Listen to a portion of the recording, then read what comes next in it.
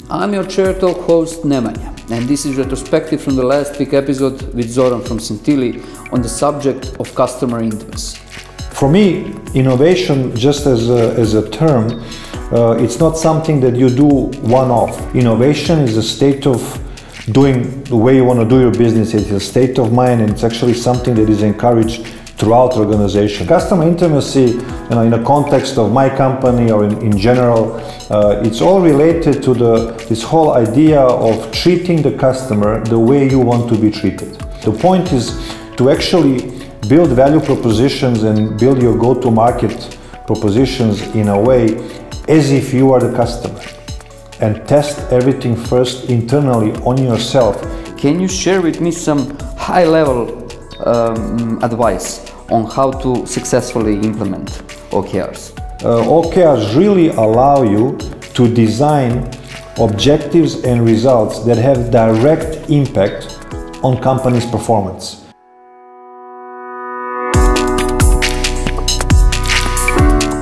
This is Chair, place where we discuss innovations.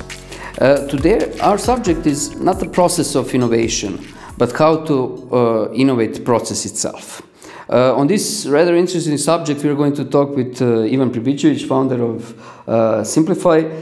Simplify is management consulting company, and it specializes in robotic process automation, process optimization, and management system. But beside that, when I research even for this Chair episode, his bio is very interesting, and he holds PhD in management science from Faculty of Organizational Sciences here in Belgrade, then master's degree in political sciences, and he's alumni of Belgrade Center of Political Excellence. And beside that, he worked in so many companies. He mentored almost 50 people, as I see here, and developed 5 new businesses. So besides doing all of this, last year he got the title of Young Manager of the Year for Serbian Association of Managers. So Ivan, welcome to Chair. It's a great pleasure to have you here today. Thank you for inviting me. It is a great pleasure to be here and to talk about how to innovate the process. And this is a very rare opportunity to do so, so I believe we will make some impact. When I started to research about this, and I read pretty opposite things on this subject. First, I found that process information is probably the least sexiest form of innovation. But on the other side, I read that this is completely different from incremental innovation, both in scope and size. And somebody described process innovation as creating radical game-changing shifts. So this sounds pretty sexy. Where is the truth? The truth is out there, yeah. Like I was an X-Files fan. Well, we are trying to make it sexy, and the sexy is a subjective topic. For some people this is sexy, for some people this is very boring and not sexy at all. Process innovation is there to make radical and game shift changes to happen. It's there to allow people who are able to make magic itself. So we are trying to put aside all the boring stuff and all the routine stuff and try to make a methodology that is going to make them able to make the magic they have. So let's go back a bit, and since we are talking about how to innovate process itself, can you give me some more detail about this? Yeah, sure. Just I want to go back a little bit more. And I wanted to share some private story. Well, when I was a child, when I was a kid, my best friend was my grandfather, and he was really my best friend. He was playing with me all the time, and somehow I believe he considered that I was his best friend. It's very strange. And very interesting. Very interesting. Yeah. I think the people who have this opportunity, that they're very lucky, because some people don't have that opportunity. And he treated me like I was equal. Yeah? I was with him in his office very often. I was him with going to football games, going to business meetings, going to coffee with his friends. And it was interesting. He always asked me for my opinion, like you ask for your old child what he thinks about something. I think he was playing with all other people, yeah. But that gave me he was my hero back then, and I chased him. And when I look at the business, he was the guy that I wanted to become. He's still alive, and I'm very proud of him. And one thing was very important. He was working for a company named Philips. Philips is a famous company, it's an innovating company, and my uncle is still working there. And back then, Philips had the slogan. But you're not there. I'm not there, yeah. And I never worked for Philips. And they had a slogan. The slogan was, "Let's make things better." And in my room, because they have a big poster, when you enter my room when I was a child, it was Philips, "Let's make things better."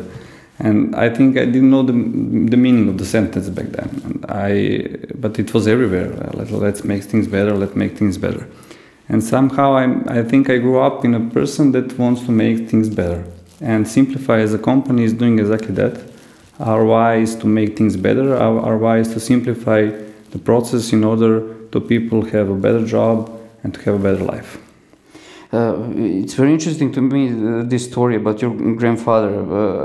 I presume that it was a great experience for you to learn from him. He was an engineer in Siemens, or? No, he wasn't an engineer. It was a great experience to learn about the business. It still is. I believe back then I didn't know this. And back then it was just a play, it was just a game. But now I think it's coming back to me. Usually this type of situation, it's like in family businesses, but it's the first time that I hear something like this. Because they have to be crazy to bring a 4-year-old child to the business meeting. Yeah, incredible. So your main thing, that what you do now, is process automation. Can you tell me more about this a bit? Yeah, sure. Well, process innovation and innovating the process itself, it's not a new topic. From the start of the work, people try to understand how to work better. And we have methodologies that are old, like 70 or 80 years, but people rarely know about them, people rarely implement them. We have new methodologies. We build our own methodology by watching the best companies and best consulting companies, by streamlining some new things or it's new for some people, like agile or agile circles, to the business in order to get them streamlined, to get them changed, innovate, and for people to work better. Okay. So when we see the knowledge of the world about the process itself, about the management itself, the knowledge is huge. If you can read books, you can see the best colleges, what they do, if you look at the scientific papers about everything. But what scares me is that in practice you have a total different situation. Methodologies are not used, knowledge is not used, and you have the huge gap between the science and what the best companies are doing, and between the practice and what the worst companies are doing. And we try to streamline that. We try to help everybody, because we want to release time for people to think and for people to make magic and not to be bored with things like invoices or whatever. And I want to share my opinion, and I will try not to mention those guys or those companies.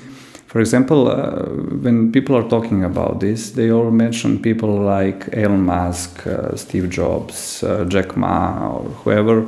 If you're in science, you're mentioning like Tesla, Faraday, Barbara McClinton, who won the Nobel Prize, and I don't believe that is good, because it tends to motivate some people.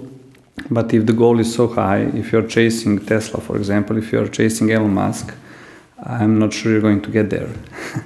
Maybe we need some other heroes or some local heroes that you can chase and you can become one day. And I was playing basketball when I was a kid. My hero was Michael Jordan, and I'm not playing basketball anymore. So let's find in business and in process innovation some people you can chase, and then you can become when you get older. As I started with this interview, my hero was my grandfather, and I think I am close to him. What I wanted to say also about the process innovation, everybody has their own opinion about how to innovate the process or how to do something differently. For example, if you are a biologist or a nuclear physicist or doing chemistry, if we are arguing about some topic and you say something, most of the people will agree with you because they don't have enough knowledge to tell you, oh, I don't think so. No? But for process innovation, everybody has their own opinion. And I think that is the beauty of that, because you hear a lot of thinking of other people and what they think and how to do this in a different way. So you find some kind of conclusion. But I would like to invite everybody to read more and to see how we can. Maybe that's an even good opportunity to learn from people's experiences. Yes, it's a great opportunity. Because every time you can move your what you do on some other dimension or some other way that you haven't experienced before, right? Yeah, sure. So we learned a lot in every project we did, with every client, with every person. We learned a lot, and we are still have a lot of things to learn. Can you share with me some example of if you can, who is the client or not? It's not important, but example of good process innovation, process automation. Yeah, sure. Just to add one thing, when I talked about Elon Musk and guys, they are game changers. They pretty much changed the game itself. So we are playing the game differently because they exist. You have the same story here in Serbia. We have those companies like Strawberry Energy, like Nordeus, like Schneider Electric now, DMS from Novi Sad. And they're game changers. I love them, I support them, and we can help them also, but they're not the topic, okay? So we're working mostly for international companies. In Serbia, I can share two stories I consider very good. One is a company, is Thermovent. And together with them, we are trying to help them to become Industry 4.0 or now 5.0. And we have automated one process together with them that took like 1 or 2 days to happen. And now it's just 1 click or 2 clicks. So they click once, click another time, and that's it. So they get the product. Also, we helped Belmedic, that is one of our famous hospitals, may I say. And how we started everything, we started talking to an owner, and she said to us how we can work together. And we asked her what was your biggest challenge in processes. She told us their biggest challenge, and then we took like oral knowledge and working for 3 or 4 months to try to figure how we can innovate this and how they will, from the challenging process, they can boost on and get the process that they are proud of and they're best in the market. So we deliver one, after all of process innovation, we deliver one predictive model software that is basically changing what they do so far. And what is interesting is that I read like 2 weeks ago about one idea in USA that raised in venture capital around 100 million euros. And we already built that idea, so we already had the software that's doing this, exactly that. We didn't earn 100 millions, but time is there, so we'll see. Maybe you can ask them for some of that 100 million. Yeah, we can ask for 1%, it will be okay. You told me this as a good examples. Can you share with me some of the bad ones? I'm sure that there is some of those. For sure, bad examples or things we didn't make yet. I will share one common story, okay? So I believe you received an invoice last year that was on paper, signed by owner of the company or the representative with a stamp. And I really don't know why anybody now in 2029 is sending invoices in paper signed with a stamp. Because there is no single reason why should anyone do this anymore. Why? It's not a law anymore. And it's not a law anymore, and etc. It's faster to send digital invoice. It's cheaper or negligible costs. If you send digital invoice, if everybody will send digital invoice in Serbia, you'll have all services and all products invoiced in just 1 day, and hopefully paid. And the government will have the taxes, and everybody will be happy. And this boring job, like sending invoices and making invoices, would be automated. And there's no single reason why we shouldn't do this. And we are going in that direction, just it's a matter of time. But in our experience, people are in love in papers. People really like papers. I'm one of those guys. Yeah, but okay, I read books. I don't read e-books. I worked for a publishing company and I love books. I maybe never read an e-book, just when I have to. But invoice, it's like it's there to help you get some deal with the company. So like people really love papers, people love to sign papers, and people love stamps. Like stamps are the holy grail of the management, I don't know, or of the business, like people like stamps. So because people like stamps, we have so many people working in a job that calls making invoices and sending invoices. And we are trying to automate the process in few companies, but everybody needs to understand that we will send a digital invoice, and when everybody sends a digital invoice, that will be a history. And that will going to be a history for sure, just it's a matter of time. When we talk about process innovation and process automation, it's usually connected with losing jobs. And I'm sure that because of this, you can encounter a big resistance in the organization. What can you do to win this battle? What can you do to maybe even get a long-run benefit even for the employees that can actually lose their current job? Yeah, thank you for this question, because I'm thinking about this all the time. And what is interesting in our projects, we are trying to save jobs, because I think the process of automation and process innovation is inevitable. Okay, so if you're thinking about the Matrix, we took the red pill and we move on. If you like Terminator, we never blew up this factory, so we are going into the Terminator phase. So in the world, if we like it, we may like it, we may don't like it, but everything is going to be automated. Every routine jobs are going to be automated. It's just a matter of time, and it's just a matter, are we going to do this, or some Romanians or some from US or whoever is going to do that.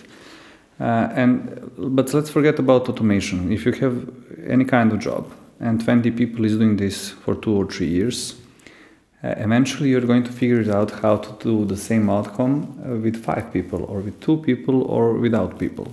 So I think automation is just speeding up everything. I think we are not quite ready as humans.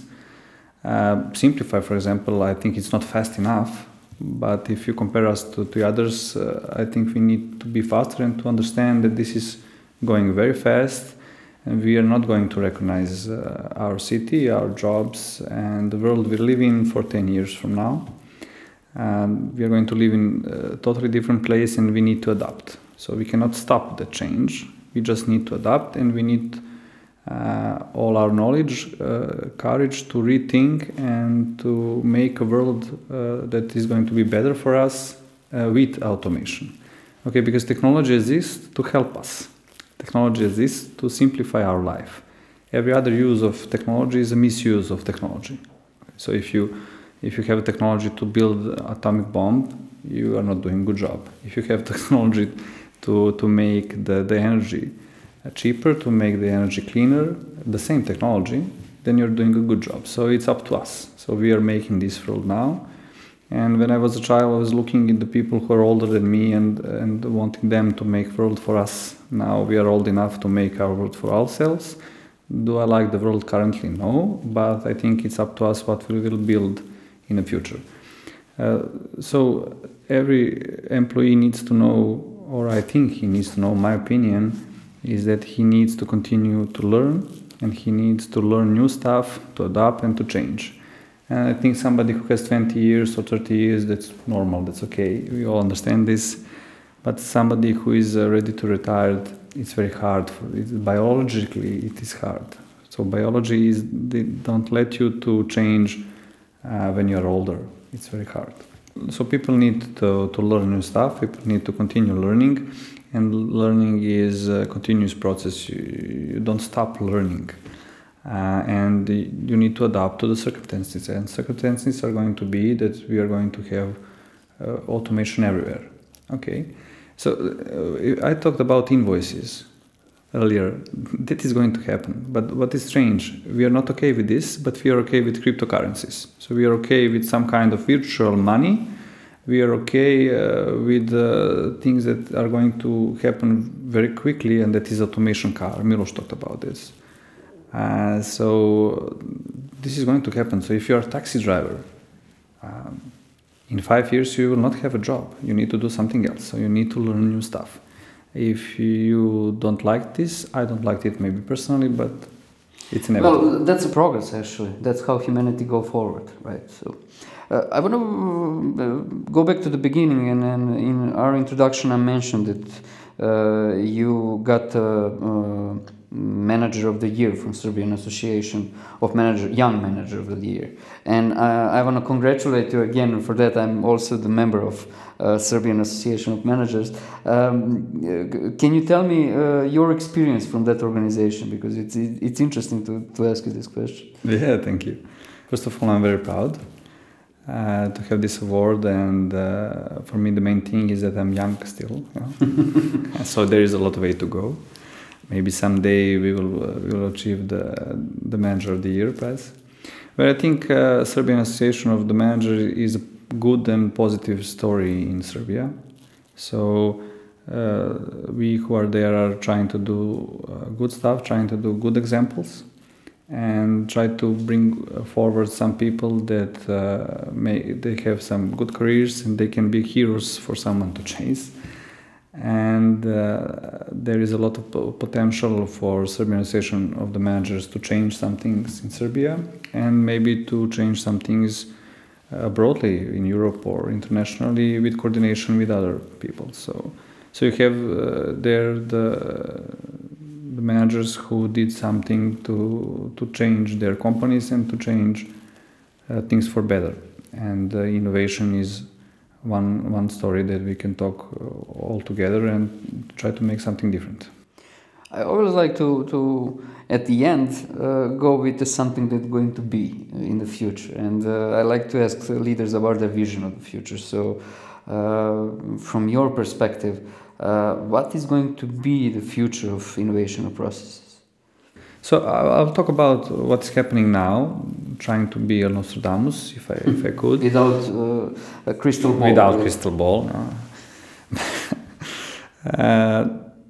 You have softwares now for process mining. You have softwares for task mining. You have softwares for predictive models. You have softwares that make music. Software for process mining and for business analysis is changing me and my work. So I need to learn and to new things in order to compete with the software. Okay, because he's not sleepy. He doesn't think about anything else. He's just there to do the job. So things are changing pretty fast, and I think the only thing we have left, and that is not going to be made in the period of time that I can see, is that we can imagine things, we can dream, and we can think something totally new. Okay, and that is where we compete with the future. I really do believe that we will find the courage and the strength to make a better future for all of us, and to understand that 8 or 10 or 11 billion of people in this world needs to have their place, need to have a good life, and to do something good for the world. So in order to be sustainable, I have proven in my PhD, for example, that the main indicator is the sharing of knowledge. So the most powerful weapon we have is to share the knowledge we all have, but not to misuse it, and not to have the fake news and the fake stories, and then to have the true, real knowledge that will guide us forward. And I believe this shift is going to happen because we really do need things that are scientifically proved and then can help us to move forward. Ivan, thank you so much for this conversation. It was very interesting, and especially the part that about your grandfather and that he's your hero, and it gave me a new perspective how to think about life, maybe tomorrow about the family also. So for everybody, you out there, if you liked today's episode and enjoyed it, please subscribe, and see you next Thursday when we talk about some new innovations. Ivane.